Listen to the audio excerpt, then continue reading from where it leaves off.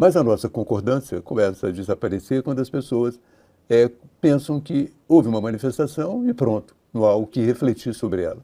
Eu sou daqueles que acham que é preciso refletir. O Bolsonaro é um político que está sob a carga do governo, da Polícia Federal, da Justiça e da grande imprensa. No entanto, ele conseguiu mobilizar milhares de pessoas.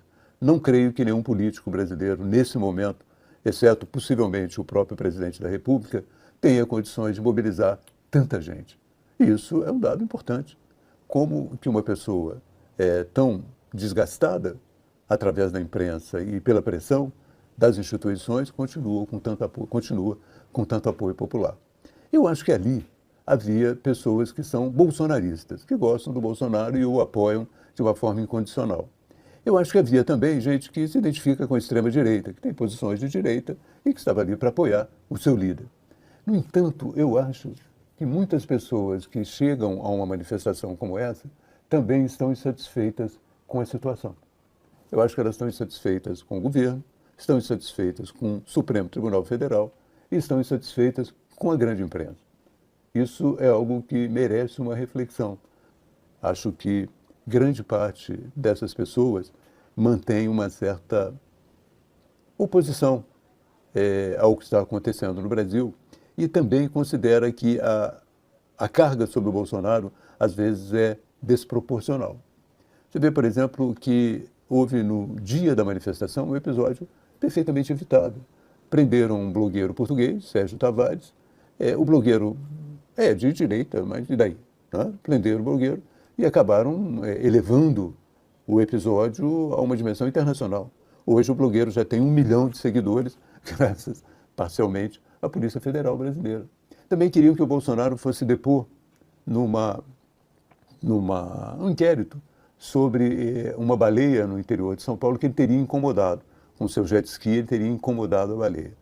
Então, é preciso rever a tática para evitar que esse processo de polarização continue sem que ele seja atenuado. Eu acho que é difícil você romper esse processo de polarização, mas você pode atenuá-lo e você pode corrigir ao longo do caminho erros que são erros que, de uma certa maneira, não só favorecem o Bolsonaro, mas também são erros dispensáveis, independente de favorecerem ou não o Bolsonaro, são erros dispensáveis.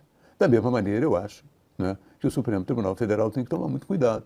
Ele está se preparando para praticamente anistiar a dívida das empresas que fizeram um acordo de leniência no período da Lava Jato. Essas empresas usaram a corrupção, essas empresas, algumas delas foram à imprensa pedir desculpas pelo que fizeram, e, no entanto, a partir de uma decisão do Toffoli, já começaram a ser, de uma certa maneira, dispensadas das suas multas. E o mais interessante é que esse questionamento do pagamento das multas das empresas foi feito pela esquerda, pela extrema esquerda, extrema esquerda não, mas pela esquerda mais radical, o PSOL, o PDT, eles entraram na justiça querendo que essas empresas não pagassem a sua multa. Então eu fico perguntando, que país é esse? É uma jabuticaba bem brasileira, né? Partidos de esquerda entram na justiça para aliviar a multa de empresas que devem ao Tesouro Nacional. Algumas delas, como no caso da JF, devem também, a sua dívida é importante também para os pensionistas, para os aposentados. Então, é um país, realmente uma jabuticaba brasileira. Você tem a esquerda perdoando multas, ou trabalhando para perdoar multas, de empresas, algumas delas que devem também aos aposentados, aos fundos de pensão, que dependem enormemente desse dinheiro para seguir adiante. É um caso difícil de se entender. Essas coisas todas fazem com que, não só que exista polarização, eu acho que ela já tem uma base, como eu disse, muito grande na internet, mas elas fazem com que o Bolsonaro consiga, de uma certa maneira, como é um líder que ainda está vivo e que ainda incorpora, de uma certa maneira, uma resistência ao governo que está aí, o Bolsonaro atraia um número de seguidores muito maior do que atrairia, porque ele continua sendo, de uma certa forma, aquilo que ele representou em 2018, uma espécie de catalisador da insatisfação popular com essas instituições, com o governo, com a Polícia Federal, com o Supremo Tribunal Federal, com a imprensa e até com a academia.